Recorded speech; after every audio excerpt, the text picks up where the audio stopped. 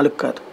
గ్రూపులు ప్రతి పార్టీలో ఉంటాయి. భారతీయ జనతా పార్టీలో 4 గ్రూపులు ఉంటుంటే అధికార పక్షంలో గ్రూపులు ఎందుకుండవు, ప్రతిపక్షంలో గ్రూపులు ఎందుకుండవు? ఖచ్చితంగా ఉంటాయి. దానికి సిద్ధపడాలి.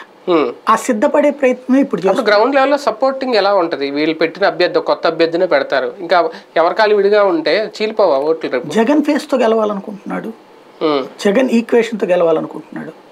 తన సామాజిక సమీకరణం సుదీర్ఘకాలం పాటు ఆంధ్రప్రదేశ్లో ఏ వర్గాలైతే మాటలకి మాత్రమే పరిమితమై చేతలకి ప్రజాప్రతినిధులు దూరం చేసుకుని ఒకడు మాకొస్తే చాలు అని తపన పడిపోయేటువంటి పరిస్థితి, ఎవడో ఒకడు మన కులపోడు ఉన్నాళ్లే అని తపన పడే దశ నుంచి ఎందుకు ఈ వర్గాలు అధికారంలోకి రావు, ఎందుకు ఈ వర్గాలు ఎమ్మెల్యేలు కారు అన్నటువంటి ఒక ప్రయత్నం. ఇప్పుడు కరెక్ట్గా చెప్పాలంటే 1983ని 2023లో జగన్ చేస్తున్నాడు. 83లో ఎన్టీ రామారావు ఎట్లా వచ్చారు?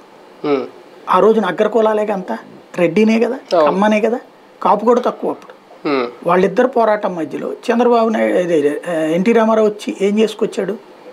కమ్మ పార్టీగా పెట్టలా, బీసీ పార్టీగా నడిపించాడు. హైయెస్ట్ బీసీలకు సీట్లు ఇచ్చాడు. ఆ రోజున అందరూ వెక్కిరించారు. ఎలా సాధ్యం అనుకుంటున్నావు? ఆయన స్టేటస్ ముందు ఈయనెంత అనేది. అదే అనుకుంటే ఓ గాలిముద్దు కృష్ణనాయుడు ఎట్లా గెలవాలి, లేకపోతే చంద్రబాబు నాయుడు ఎట్లా గెలవాలి? ఆ ఏరియాలో అసలు చంద్రబాబుకి ఎట్లా ఛాన్స్ ఉంది?